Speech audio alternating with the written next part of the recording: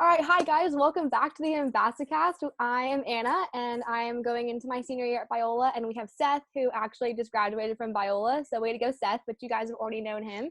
And today we have a really special guest with us. This isn't an everyday thing, so this is a really special opportunity we have. We have Biola's very own president, Dr. Barry Corey. So Dr. Barry Corey, we call him DBC at Biola, but welcome to your first Ambassacast. We are so happy to have you here.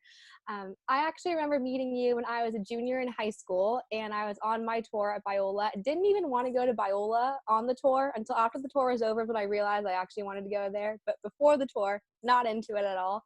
And we start the tour outside the Admissions Welcome Center, and our tour guide's talking about, the mission statement in Biola, and then out walks DBC right away, and our tour guide just stops and goes, "Oh my gosh, this doesn't happen. Like, this is our president. He's right here." And the student body loves him. And, everybody's like, "Oh my gosh, like, nice to meet you." And you just so graciously introduced yourself and said, "Welcome to Biola." And I instantly was like, this guy seems so nice and seems like he genuinely loves people. And the rest of the tour was like, this doesn't happen. He doesn't just walk into all of our tours. Like, this wasn't staged at all. And not knowing a lot about who you were as a person, just within seconds of meeting you, I could already gauge just how genuinely caring you were and how much you loved your students and loved Biola. And so that was just my first encounter of you over 5 years ago. And it's crazy to look back and think about that too. Wow. I know so much. I feel like I'm the opposite of Anna because throughout my first 3 years at Biola, I had all of my friends constantly meeting you and constantly telling me about like, oh, I like met DBC at this random event, or like one time my freshman year, a few of my friends, you gave them a ride back to campus from like a swim meet, and then you posted it on your Instagram, and I was like, I was home that weekend, I would have been there, but so I just like kept missing you. And then I feel like I saw you a lot just in this past year. You were kind enough to come into one of our journalism classes and let all the students interview you in your cabinet. That was such a great experience for all of us. And the one thing that I'm sad about is that I didn't get to shake your hand as I was walking across the graduation stage. But I know that something will be coming up soon. And so it's good to see you again. I did, however, get a bit of a graduation, and you were kind of at it, but you didn't know.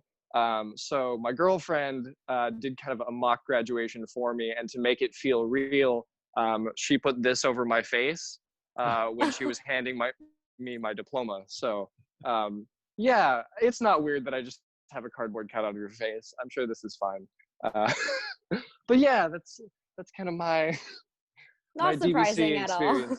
No, yeah, I have a lot of props and other things. But yeah, we just kind of wanted to talk to you.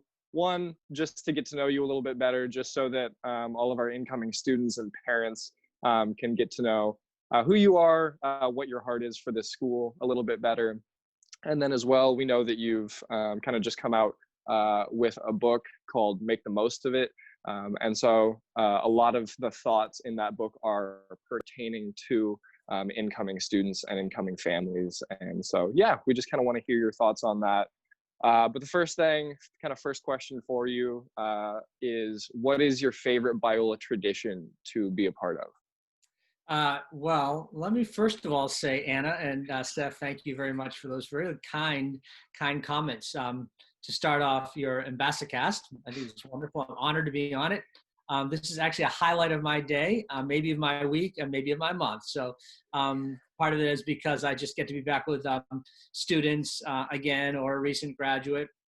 Yeah, and I don't know where you were, Seth, for those first 3 years. And I'd often, leave work at the end of the day and say, another day I didn't get to meet Seth. Like, where's Seth? And I just thought, come on, I'll get to meet him one of these days. And finally, in your senior year, I did get to meet you. And it was worth the for not getting to know you when you were a junior in high school, like I did Anna.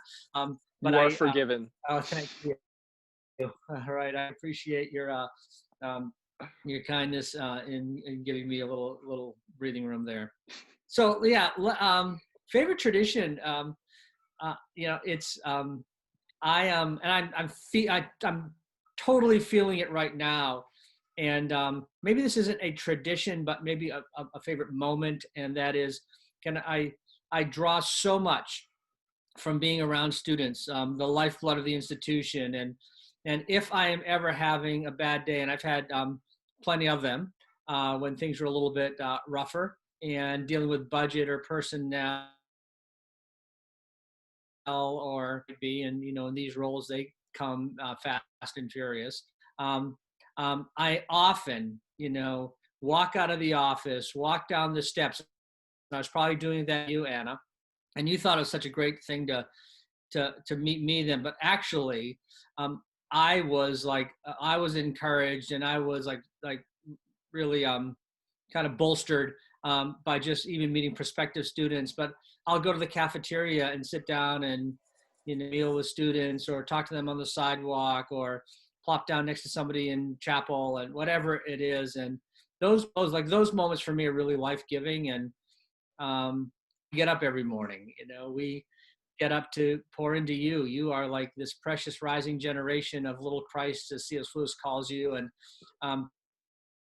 you're out to in this world for the good. And I'm not working at Biola, so I can deal with budget or tactical plans. That's all. The reason why I do that is you. And so, yeah. And other special things, maybe 3 other special moments throughout the year. Certainly when new students come on campus and we have that kind of onboarding celebration for a few days. I know it's going to be different this year. And I understand that reality that we're in, but that's a highlight for me, is welcoming students and parents. Halfway through the year, highlight is this great Christmas tree lighting, when thousands come onto the Met Screen and chance to sing carols and read the Christmas story of the Gospels, and hear great testimonies of from students that God's done some cool things in their life, and then just celebrate that sacred Advent moment. And then at the end of the year, which I'm sorry, Seth, you had a chance to you missed this year, although you got the cardboard cut out instead.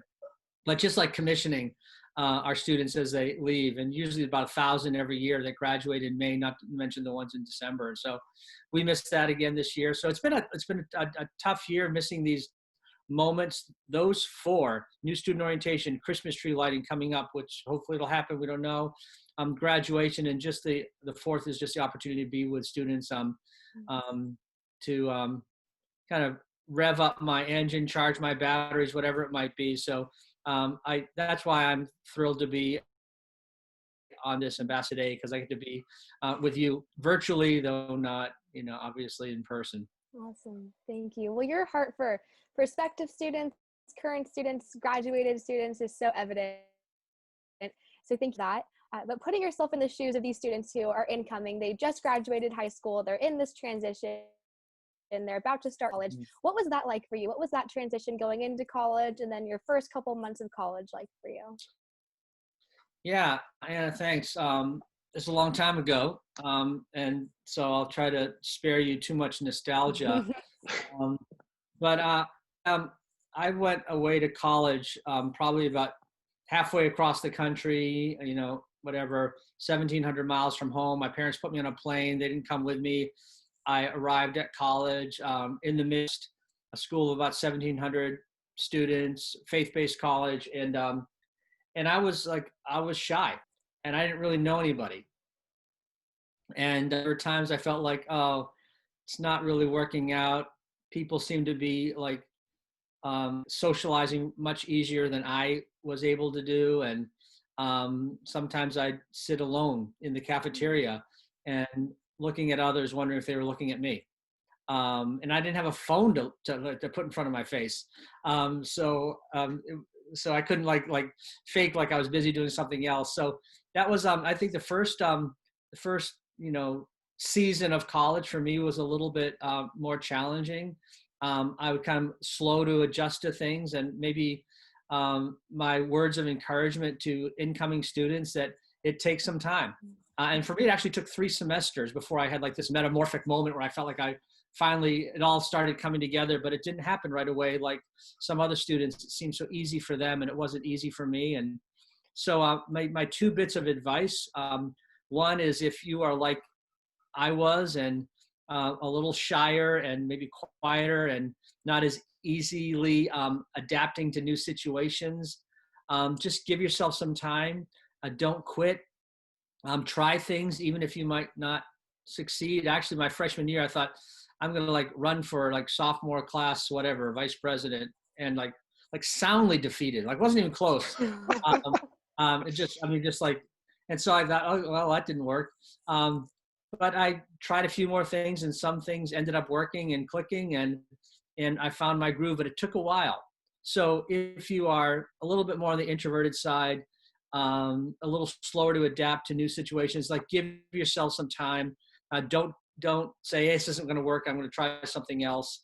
And just enjoy even if it's a small group of friends, enjoy that group of friends. If you are more on the extroverted side, and like you're like really like it's easy, and you're like think college is like immediately this like wonderful like community where everybody's your best friend, and maybe you should slow down a little bit, and just not try to do too much, not try to think like you need to be close friends with everybody, but also look out for those students like I was, who may be kind of on the fringes a little bit, and befriend them and welcome them in. It didn't take much for one person to say to me one night at a basketball game on a Saturday evening, hey, why don't you come and do something with a group of friends of mine? And I remember when he asked me that, I was like really nervous. My hands got sweaty. I was thinking like, oh no, what if they don't think I'm funny? What if they don't like me? It was actually going to something off campus. What if they drive there and I'm stuck there and having a miserable time and no way to get home? And I actually said no at first, but then walking back to my residence hall, I changed my mind, went back, and I remember seeing his Volkswagen Scirocco being driving out of the parking lot, and he was going to like this, kind of gathering with some other students off campus. And I remember walking up and knocking on his window, and he rolled it down. I said, Brian, I changed my mind. I think I'm going to go with you. And he looked in the back of the car. The car was full. And he said, oh, Barry, sorry, the car was full. And I felt, oh, the one chance where I actually like decided I was going to come out of my comfort zone and try something new. I got rejected. And then somebody in the back seat, never forget, somebody in the back seat said, hey, you know what? No, like we're going to make room for you. We're going to make room for you. And they squeezed together. I'm sure we violated seatbelt law. I got in the back seat, went to that event, had a great time. And that was that metamorphic moment where I felt like, okay, but it was like my third semester in college, but I was so thankful that someone said, I'm going to make room for you. And take a chance if you're quieter and shyer to try some new things, and it might not work all the time. But if you're not that way, like say, hey, we're going to make room for you. Look for people like me. Yeah, no, absolutely. And I think I even said on a previous episode when we were talking about dorming and like things that you can get involved with on campus, try a little bit of everything, try meeting a bit of every type of people on campus, because college is honestly the time when you're surrounded by some of the most just diverse groups of people that you might ever be, with diverse interests and diverse backgrounds. And so it's such a great opportunity to pour into that. And also just Biola's campus is so genuinely like friendly and wanting to get to know you. One of the things that sold me on Biola really early on, I think I was like a freshman in high school or around that time. I was visiting with my parents. My dad is a Biola grad from class of '76, so quite a while ago. 85 or 89, hey, my parents. Yeah, that's right. Both your parents. But yeah, we visited for a basketball game, and then as we were leaving, we were at Commons, the coffee place on campus, and my dad got to talking to some current students, and then they were like, hey, we're about to go watch like the newest Harry Potter movie, which kind of dates me a little bit, but like, do you guys want to come along with us? And so yeah, we just like went with some students, and we were just this awesome family, and they invited us along. And I was just shocked at just how genuinely like friendly and caring the students were. And so that's great. Not only am I hoping that incoming students get to experience those type of experiences, but I hope that this next batch of incoming students gets to be those students later on that are so encouraging and welcoming to the groups that are coming after them. But yeah, kind of along those lines, we know that you have written this book, Make the Most of It. And it's about kind of helping college students as they're transitioning into this time. So we just kind of want to know, what was your inspiration for writing this book? Yeah, I mean, I think my inspiration was there are a lot of anxiousness, thinking about where to go to college and then how to, maximize your time at college. And I met with a student once who, her point was, hey, I'm going to get through college so fast. I think I can get through like in whatever the number of years it was like at a record-setting pace. And my advice to her was, and I talk about this in the book, like you know what, I understand for financial reasons sometimes you want to like do things a little bit shorter, maybe semester earlier, but it was as if almost like college for her was like this ticket to punch, so then she could start her life. And I'm just thinking like, no, college is so much about like like like marinating in all of the important dimensions of how you grow up. You grow more in that traditional 18 to 22 year range in life than maybe any other time in your life, like intellectually and socially and spiritually and emotionally. And I thought like savor those years. And so this book was just written about ways in which you can actually maximize your time in college, and everything from like how you get enough sleep to ways in which you discipline your time to your kind of spiritual life and your intellectual life, and dating on campus, and making the most of faculty and having them as mentors, and managing your anxiety, and just maybe disciplining your time. So it's just a lot of practical advice in there about how to navigate college in a way that you look back thinking like that was like a great season of my life, and I feel so well prepared, and it wasn't something that I rushed through, but it wasn't something that I missed opportunities at the same time. So that's really was the impetus Seth behind writing the book. Yeah, absolutely. Yeah. That's beautiful just to hear too. I mean, I think Seth having graduated, me coming back or being a senior, almost done with it, looking back of like, these have been the best couple years of my life. And I think Biola for me has been the most tangible example of the Lord's faithfulness. And I know for a lot of people it's very similar. And so just hearing, you go back about like all these different things, I'm like, I love it. Love Biola. So kind of also along those lines, I know you talked a little bit about that story of that girl who almost wanted to rush through her college experience and get out as soon as possible. But what do you think one of the most challenging things today would be for students facing, not finishing their education or trying to finish their education? What are some of those big challenges that current students today are facing in regards to that? Yeah, there's probably some cliche-ish in my response, but I do feel like that going through college really requires you to have a sense of balance and pace. I talk about when I started even this role at Biola, what I'm doing now, that one person said, hey, it's a sprint. You just got to start by running as fast as you can and gradually pick up the speed.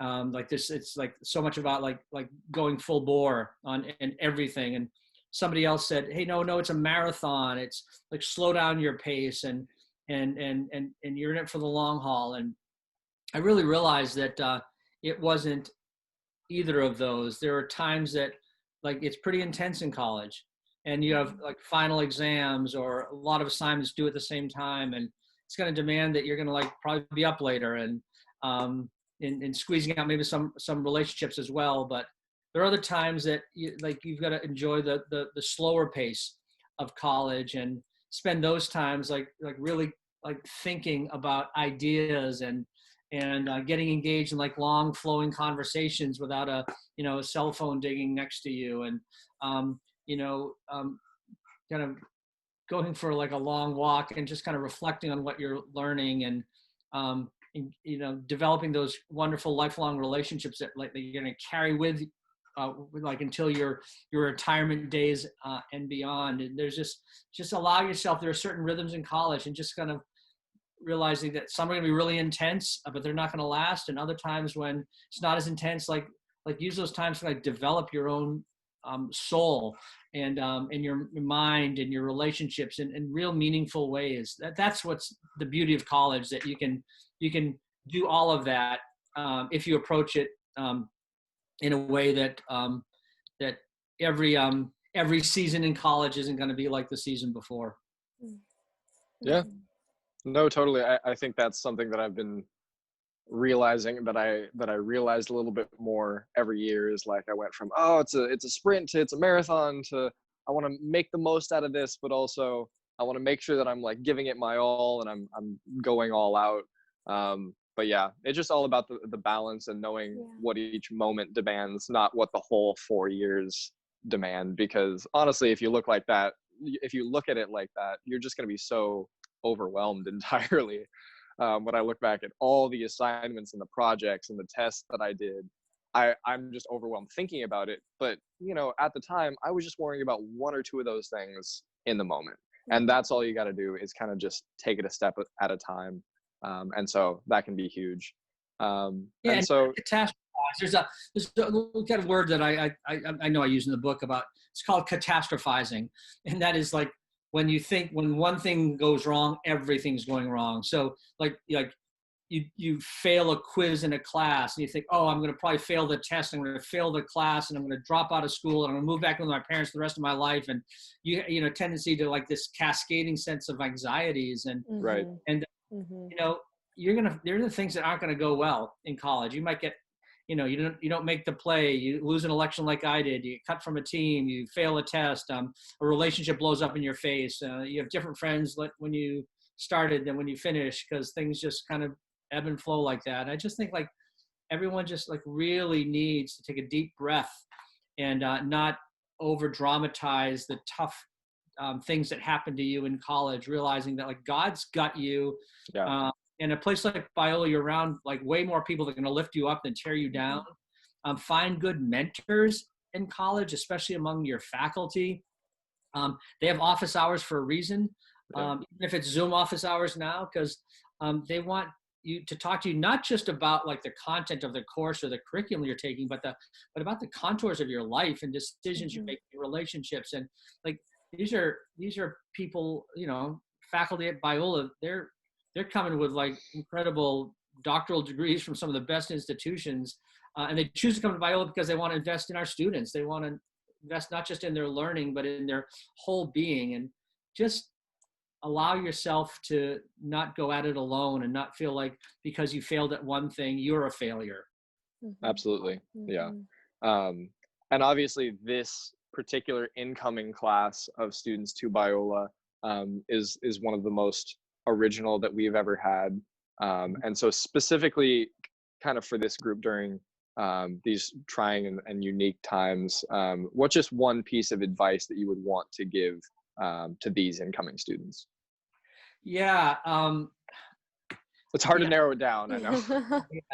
I would say there are a lot of disappointments that have come because of this COVID-19 pandemic. And for many that are coming in as freshmen, for instance, you missed graduation. Maybe you didn't have the opportunities you thought you were going to have this summer. Your last few months of high school, which was like this great crescendoing moment because you kind of knew we were going to go to college and it was like time with your friends. It just ended up with like a fizzle and not like this big sensation. And so I know you've had a lot of disappointments, and my advice for you is like, see this difficult time as a gift in your life, and not as like a curse. And if ever there's a time to like be at a place like Biola, when you face probably the biggest global crisis that you might face in your entire lifetime, this is an opportunity to be around other students who say like, I'm going through this too, and God's at work in my life, and I'm going to learn and grow to help fix some of the broken systems of our world, and be a redemptive voice in the arts, or in education, or in business, or in healthcare, or in film.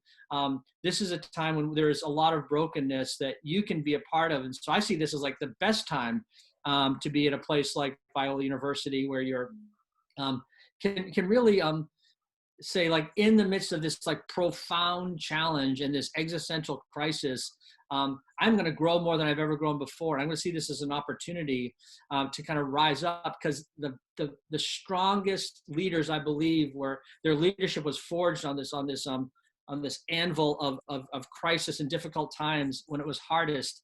And this is a hard time. And so at a time like this, to be around faculty and student development staff and other students and leaders at a place like Biola to say, we're going to get through this together and we're going to be stronger on the other side. So my advice is to, in some ways, see COVID as a gift for your future that will help you grow and develop in ways that you couldn't even imagine. But you got to see this as a gift and not as like, oh, like, why do I have to go through this? And why is it like during my senior year, class of 2020, this had to happen?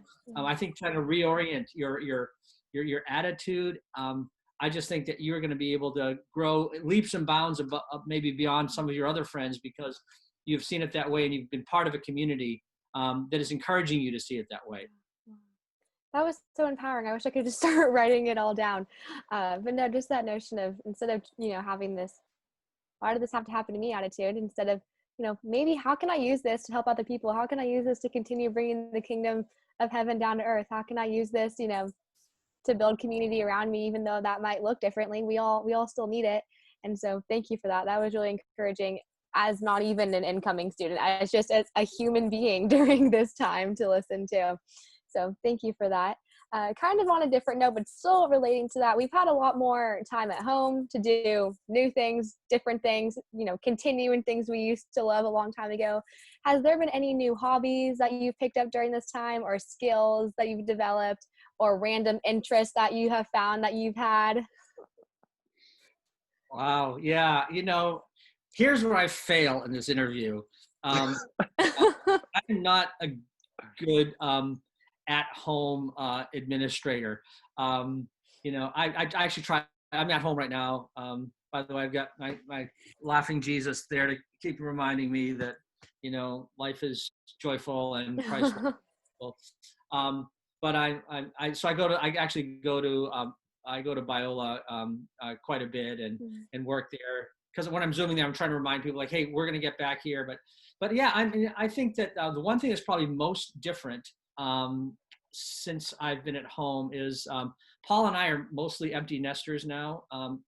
Two of our kids graduated from Biola, one's entering his senior year.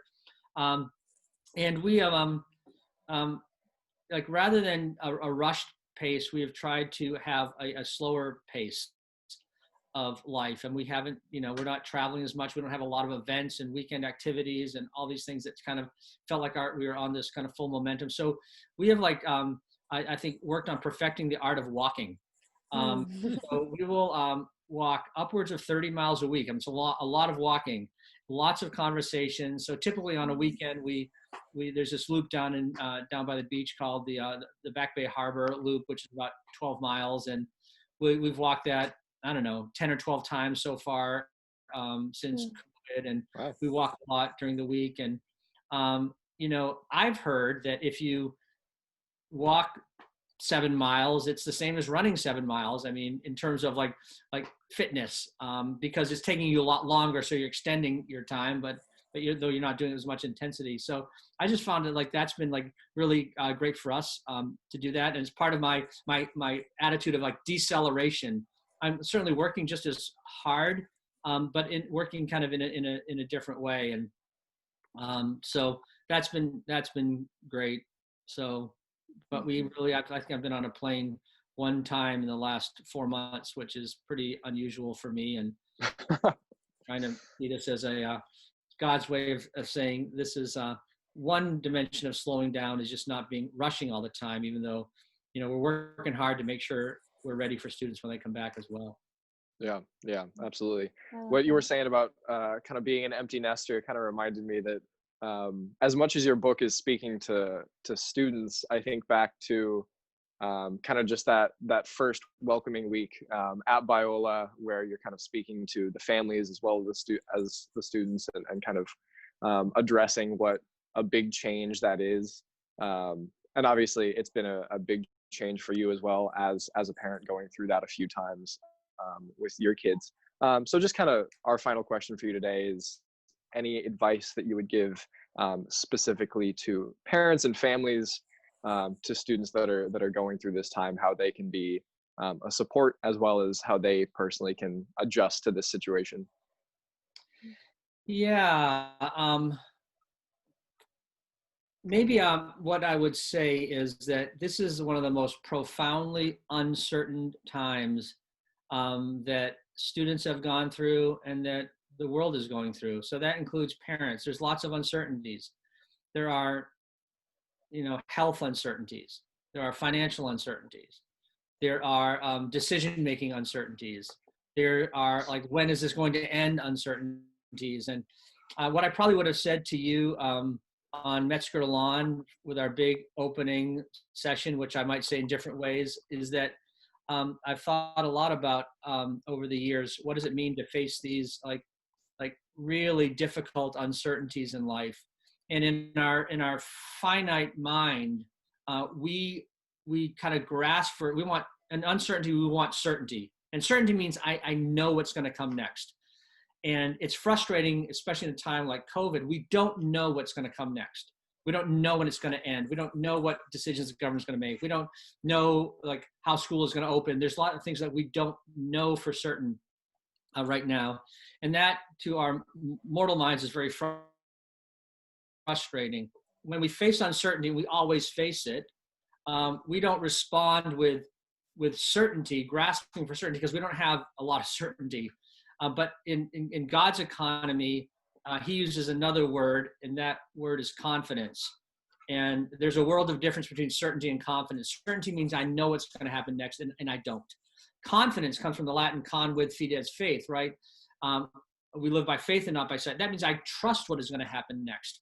And that puts a whole new spin on how we respond to uncertainty, that we don't respond to uncertainty by grasping for certainty, but by living in confidence. That's why Paul says in Philippians 1:6, be confident of this one thing. Be con with fides, faith, of this one thing, that he who began a good work in you is going to bring it to completion until the day of Jesus Christ. And I think that that's where we can find our greatest comfort in the midst of this uncertainty. Yeah. That's true for parents. It's true for students. So in the midst of your uncertainty, when you don't know what's going to happen next, don't grasp for like answers, but just live in confidence that God's got you. You're going to get through this. He's not going to leave you as the righteous forsaken. But he, to my earlier point, he's going to grow and develop you through this time of uncertainty in ways that are going to like blow your expectations away. Yeah, no, completely and absolutely. And I think that's just, like Anna was saying earlier, that's not just encouraging for incoming families and students, but just even for me as someone who's out of college, of like, I just really appreciate hearing that. And so, thank you so much again for just coming on and doing this with us. I know as much as you say it's fun to talk to students, obviously it's a ton of fun just to talk to you. Yeah, you're just about the we're happy. Yeah, we're pretty pleased.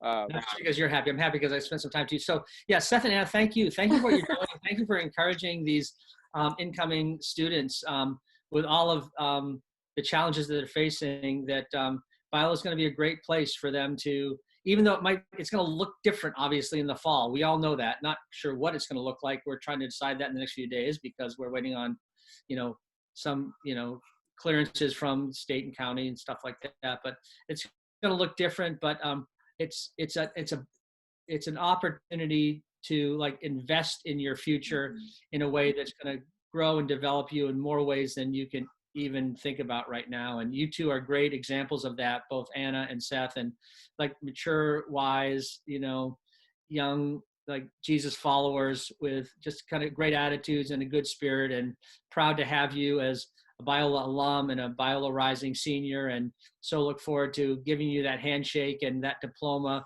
when we're free to have a bigger crowd, Seth. And when you graduate, Anna, maybe it'll be next May, to congratulate you as well and see you in between now and then.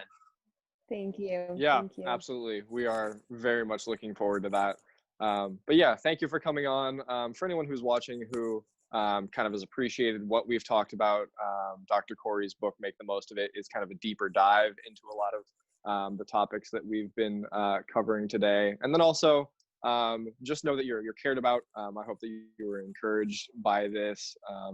We know that as students and a former student, we care about you, all the way up to our president is caring about you and thinking about you, and everyone in between. So anything that you need from us during this time, continue to reach out to your counselors, continue to reach out through Zemi and different means like that, so that we can really be the best resource possible to you.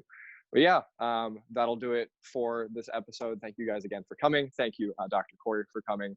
And yeah, we hope you guys have a great rest of your week. Bye. Thanks. We'll see you soon.